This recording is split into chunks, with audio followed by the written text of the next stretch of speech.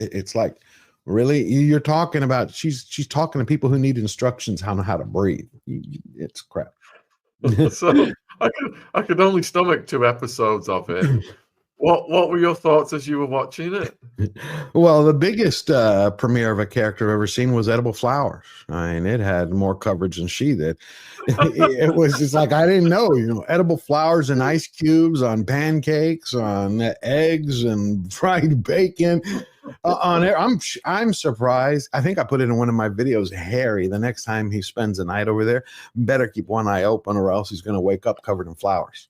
I mean, it's at this point. It's actually, I really don't know if it's ego, vanity, what's making him hold on to the marriage, or if it's for the children, because the environment from the outside looking into how they're being raised with the public information we have is a horrid situation. I mean, you're literally talking, this is a replay of Faye Dunaway's role as Joan Crawford in Mommy Dearest, when she tells the child, how could you ruin that for me? Did you know the press was there? I mean, that's what you see. Because look, for 5 years, have you seen the children? No.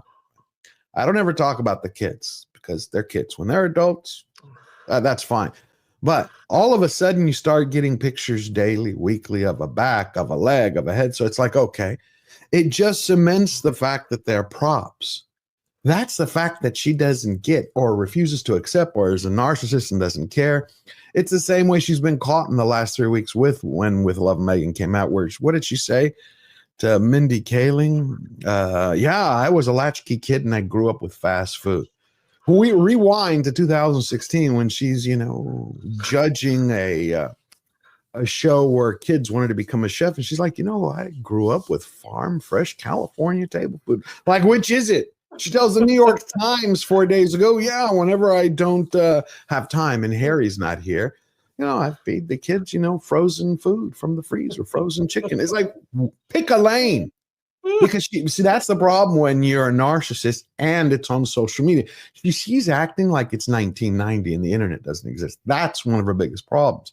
She's living her life, or a lie, in public. Well, there's a record of it. People can go, okay, you said X and then Y.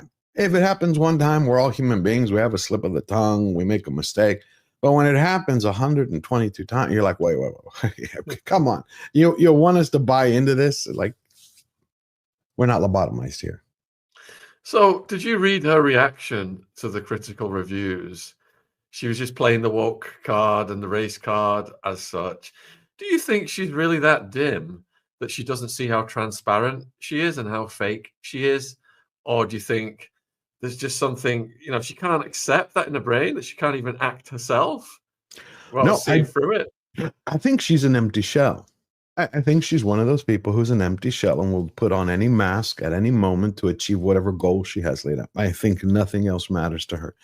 Because anyone who has that level of self-reflection would have stopped a long time ago. They've been like, okay. I think it's like once, then I think in our first conversation that we ever had a while back now, you had asked me, would there ever be a way back for Meghan and Harry? I said, absolutely. They could, even today, be the stars of the world. All they would have to do is self-reflect, take 3 months off, do one 1-hour interview with not a hand-picked puppet as a journalist, but somebody who's going to say, okay, I know you're full of shit. Everybody knows you're hypocrites. And they would have to come out, you know what? You're right. We screwed people over. We bullied. We battered. We were full of it. Admit the truth. She could even turn around and say, it got to my head. It got to my head. I wanted to be a princess my whole life. I met this guy. I think I fell in love with him. Then I got wrapped up in the whole thing. And I thought, I stopped thinking. If they actually told the truth, I mean, the bottom of the barrel, just right, cut to the bone truth, the way the world works, most people would forgive them. And they'd be like, yeah, but they will never do that because they want the facade. This is why I think the Sentabali scandal is going to blow up much bigger than it is now. especially because of that letter. Supposedly, Harry had written a letter to Dr. Sophie Chandaka. And by all accounts, from the Daily Mail to the Telegraph and the Independent, they're stating that what's reportedly in that letter is how he's talking down to her and degrading her, like, you know who I am? And when that gets released in Discovery through the High Commission of Charities, that's it. Hollywood's dead to them, and I think the rest of the world will be at that point. They have almost nobody left. Think about it. Think about it, my friend. Netflix is the partner with Meghan on As Ever. They're partner, funding her product line. Have they spent a plug nickel on marketing, advertising, lining up celebrity endorsements? Not one. Not one. There should be, every time you go to Netflix, you should be seeing the marketing for it. As Ever. You know, look who's pushing it. Look who's supporting it. I think they're just trying to fulfill the terms of their contract and get the hell out of there. But I also believe they're holding out, waiting for a divorce to happen, because they're going to be like, how much do you want? We want to film it. Yeah. Do you think they're operating on the assumption that the royal family is perennially monetizable? Even if you're a dimwit, you can just keep feeding out that trough. Yeah, I do. And that's where, again, I don't think ill is the right word. King Charles is ill, so I don't want to say what I really feel, because I don't like to speak ill of people who are suffering through cancer. But he is allowing them to use their titles to make money, like a credit card. That is not a good look. I don't know how it feels to be a citizen of the United Kingdom, but if I were a citizen there, I would be furious. I'm paying for someone to pay for someone else to make money off of what I paid for? Like, seriously? Yeah. I don't think that can continue, and I don't think Prince William will allow that to happen. All right, we've got about 20 minutes left with George. Please keep the questions coming. Don't forget to subscribe to his channel and watch his video about the death of woke. All the links are in the description. So, Sophie wants to know, do you think Harry is regretting his decision to marry Meghan and leave his life in the UK yet? Since I can't be in his mind, I can only judge by his actions. We've seen over the course of the last 6 months, he's spent more time away from her than with her. That's by their own admissions of what they called their professional separation, so they can do their own projects. Now he's holding her camera as a stagehand. What that's for, you're going to have to determine that. But I was once in his position with someone I was with. And I can tell you from my own experience that I regretted it. It was trying to debate, can I fix this? Can it be healed? Can it work through? Can I see a way to the other side? But I was also really young and didn't know anything about life. He's not at that age that I was. So if he has any moment where he's circumspect or looks on his life, I would almost guarantee that he regrets this, because he's got to weigh it versus everything that he had versus everything he lost. And I'm not talking about money. I'm talking about relationships. He gave up everything for one person who abuses him. When you look at the way they interact on a public scale. So I would say yes. I would say he regrets it. Question. Well, just a comment from JR. Let's get your thoughts on this. William might grant them absolution to return to royal life, but Charles never will. The people will never forgive the race-baiting antics and wokeness. Yeah, I don't. The people will never forgive it. I completely understand that, and I wholeheartedly agree. I don't know. I have a odd feeling that Prince William, one day when he's the king, I just have a feeling based on his actions that he's going to draw a much harder line. I could be wrong, but I just don't think he's going to put up with any of this nonsense. Which leads to the question from Lisa. Do you think that William will strip them of their titles? See, I think he's going to put them in abeyance. I've been reading how those things work. I think he'll put them in abeyance. Strip them, I think he would probably give them a warning. You either have to drop all this nonsense or these are going to go. So Meow wants to know whether you think that Harry was sucked into a narcissist's whirlpool. I think initially, no. I think initially he found someone who could help him realize the hatred he has for his own family and his position as spare. I think he found a murder weapon in a soulmate. I'm going to use that term loosely, in a soulmate who could help him destroy his family. That's what I think. And then from there, it just went downhill like an avalanche. It just snowballed. And then he got sucked into it. I think in the beginning, he's like, wow, I found somebody my family is going to hate, which means I love. We've seen that before in life. Otherwise, it would have ended up as a true fairy tale. You'd have the everyday girl who meets a prince, who falls in love, they get married and live happily ever after with the regular problems we all do. But the path that they have taken, he's now a cameraman, a prince of the realm. It's now like hawking jam and dog biscuits. Like, that's what I mean. Like, think of how far he has fallen. As a human being, that must at some point hit him. Otherwise, he's an automaton, a half-wit. Nothing's there.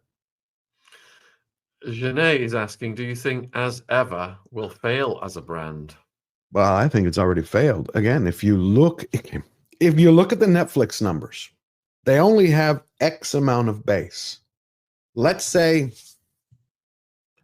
based on the ratings, they have 1 million people across the planet who absolutely love them and will buy everything from them. Well, we're not in that type of economy. Her product's too expensive.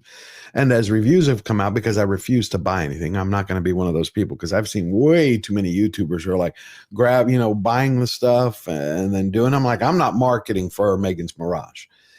But if you just base it on how many people support her, not the fake people, her numbers with Netflix, her ratings, the trailer numbers, she has a base. That's it.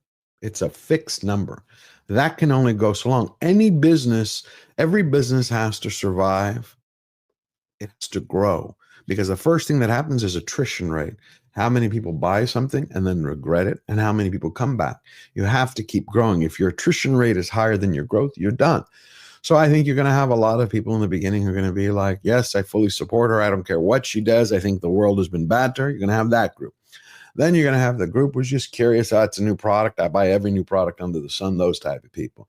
Then you're going to have people who are like, well, I like all this home lifestyle stuff, and I'm going to buy into that. But already she's had to issue an apology letter in the last 24 hours. People paid for a product that they didn't receive.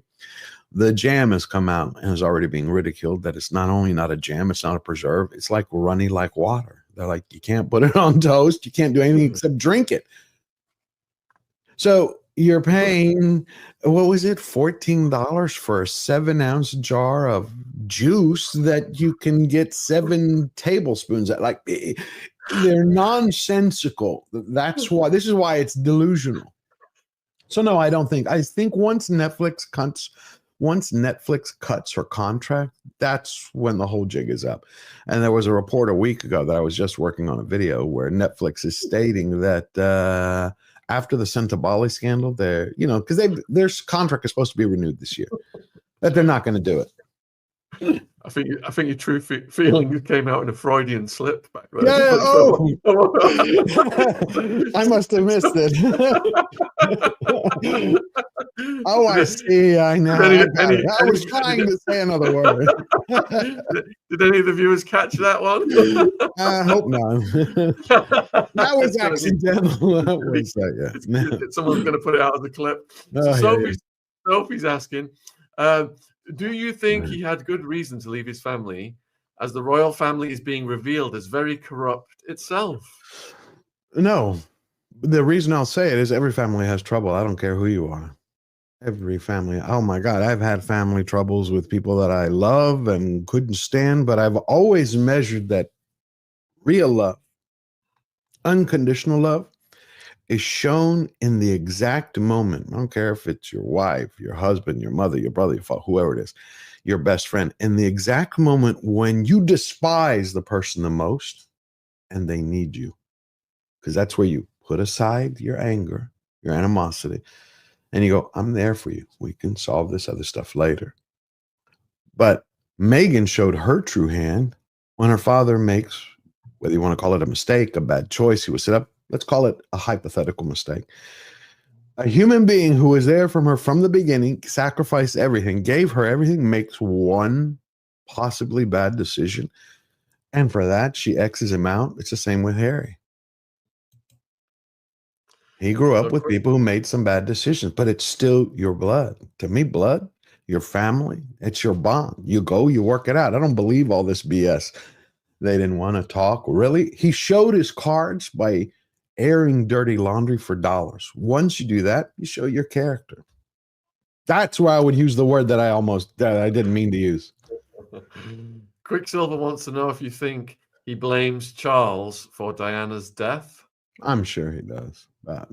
Just based on his rationale, and when you heard him when he did the therapy with that one doctor, and when he spoke on that other show that he did with Oprah, All About Me or something, his words always intimate that, she was taken from him. Who's to blame for this? He really would love to investigate it. It always points back at that direction. No son or child is going to be happy when their dad divorces because they were with someone else. They're not going to like that situation.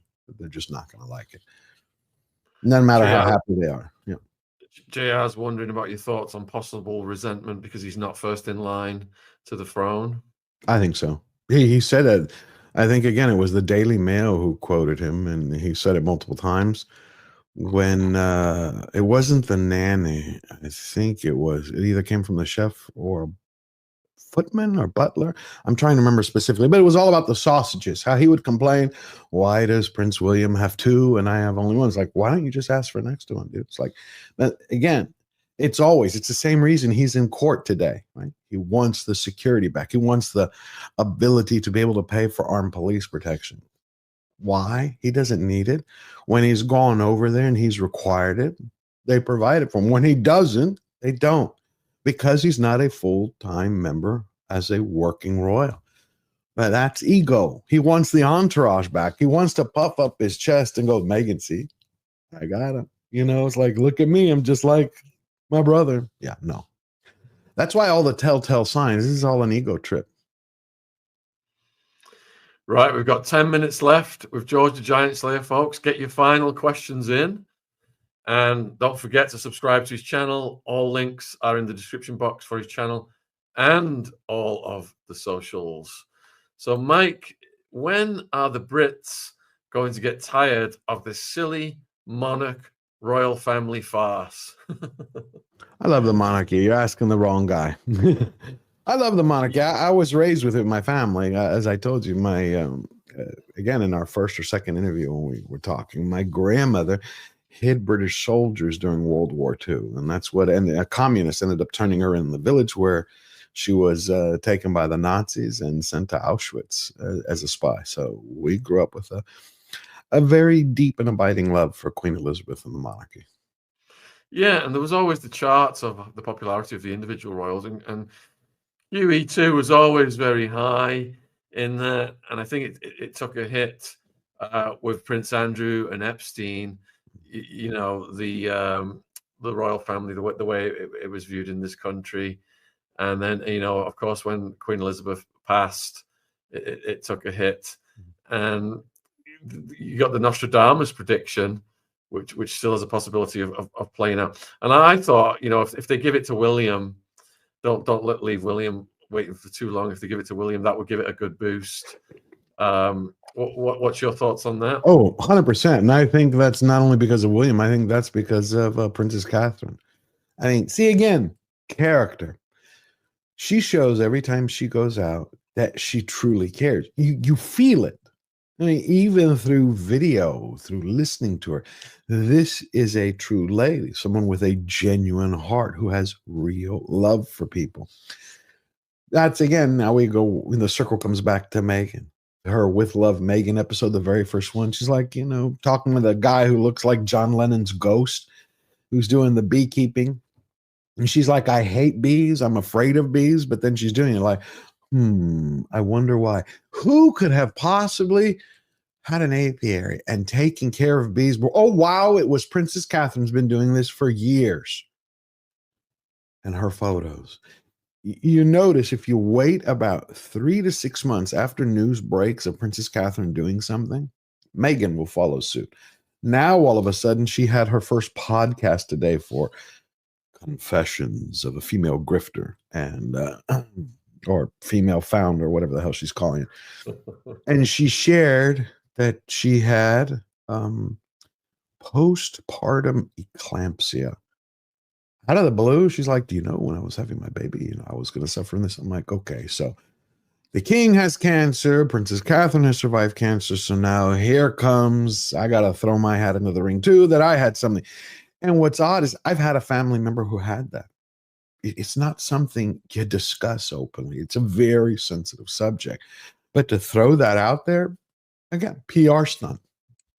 I think, again, that's why they constantly have to rebrand themselves. They keep getting busted playing the same grievance gospel. Yeah, so we interviewed an ex-female prisoner called Fran, and when she was incarcerated, Kate mentored her, and I had no idea she was even helping people in prisons like that. It's never been publicly revealed as far as I'm aware. And Kate really inspired Fran to turn her life around. And that right there, to me, she's not putting it out that she's doing this. They're doing it behind the scenes and helping people who are really struggling, people in prison who are really struggling. So that's such a testament to her character. It is. You just hit on something. There's a passage in the Bible. I'm paraphrasing. I can't quote it verbatim. But again, it was something that I was raised with from my mom. It was about when you want to help somebody or you want to help in any way, you keep it anonymous because it's about helping them. It's not about getting accolades or headlines. When the Meghans went to the California wildfires, look at all the blowback they got because it's like you wanted to help. You know how the public views you. You know that this would happen. If you truly cared about people, you'd be quiet. You'd do it through a second or third intermediary. So there's no way to trace it back to you because if the goal is about helping, or when they went to Uvalde after the shooting, if you really cared about those people, send a check anonymously, set up a charity where nobody knows it, but then they wouldn't get the coverage. And that's how they get exposed. Exactly. And I've got a few people asking about this podcast. It's called Female Gangster Finds Love, and Kate Middleton in Women's Prison. It's I think it's 2 hours long. I'll put it in the live chat. I'll put it in the description box as well if you're watching this on replay. And she gets into everything that how Kate Middleton helped, how she met her. It's a really fascinating and uplifting story. All right, we're down to our last 5 minutes, folks. So get your final questions in for George. And let's see, there's a few pending here. Do you think Hollywood knows what the royal family had possibly gone through with Meghan Markle during her time in the UK? I think the whole world knows, don't they? If they didn't, they do now. Because, well, I mean, look at it. In the last 12 months, you had Deadline, Forbes, Variety, Vanity Fair, and The Hollywood Reporter in one form, fashion, or other say, the door's shut, the door's closed, the pathway is finished. I mean, Variety let out, that Vanity Fair, the Bible of Hollywood, let out that damning report right before the release of her series, showing the fact that she was a bully, that she bullied her employees, that she bullied everybody around her, that she was a dictator in high heels. I mean, everything, that they're grifters, cons, nobody in basically Montecito likes them. And they have about the same 5 friends that they use. So, yeah, I think everybody knows in Hollywood. That's why you don't see. Otherwise, again, where are all the people she invited to where are the Clooney's going, oh, my God, I just tried this delicious honey pot, which even Harry doesn't want to touch. Nikki's asking whether you think Harry is entitled to the royal security that the other family members get. No. He made his choice. Got to live with it. Pay for it if you want it. Get it on your own. He has bodyguards. I just don't believe it. And I think he purposely in his book, you can tell his strategy was to leak how many people he killed. Remember, soldiers don't talk about that, how many people they killed during a war. But he did. And then he used the very fact that he announced it, that you had jihadis around the world saying they wanted to whack him, as the justification to get security. Again, it just takes just basic addition. 1 + 1 is 2. Harry states, look, these are all the people I killed. The people who are related to them go, we're going to get you. Hey, I need security. No, I don't think he needs security. I think he needs to shut his mouth and go live on a private island somewhere. Go and relive your life. Yeah, I remember hearing all that boasting in his audiobook. All right, George, a huge thank you for coming on, my friend. It's always a great pleasure. You've just got one of those voices that it's so relaxing and a delight to listen to. A real broadcaster voice. Can you let the viewers know what they can look forward to on your channel in the coming week? Absolutely. I have a Snow White video, which I just released the other day. It's pretty much about the whole Disney debacle and Meghan Markle's twin sister, which I call Rachel Ziegler, and how she destroyed a legendary piece of film, plus everybody else involved in it. And I'm currently now working on a new Meghan and Harry video, which should be out Friday or this Sunday. Brilliant. All right. Good luck with all that, my friend. I'm going to let you go and I'll close the show. Take care. Thank you. Great to see you. Cheers. Cheers. You too. What a fantastic guest, folks. And we've got another one coming in. Lionel, ex-prosecutor, is going to be breaking down the Russell Brand allegations and give us his thoughts on that case. So I know we did. I don't know if you guys saw the panel that we did earlier. I think must have had about 8 different guests across the 2 hours on the Russell Brand panel. And I'm thinking that was quite an interesting format, all of the different interaction. Steeples was really going at it. Anyway, put a 1 in the chat if you would like to see us do a weekly panel like we did earlier today, with a variety of guests on, whatever is the big topic of the week. Put a 2 in the chat if you would rather we didn't do a weekly panel. I can see lots of ones coming in. I really do appreciate that. So I'm gonna propose that to the team, and let's go with it. All right. So this video is going to end, and we are going to go over to Lionel, and he's going to be taking your questions and breaking down the allegations against Russell Brand. So this video will take you over there. If it doesn't,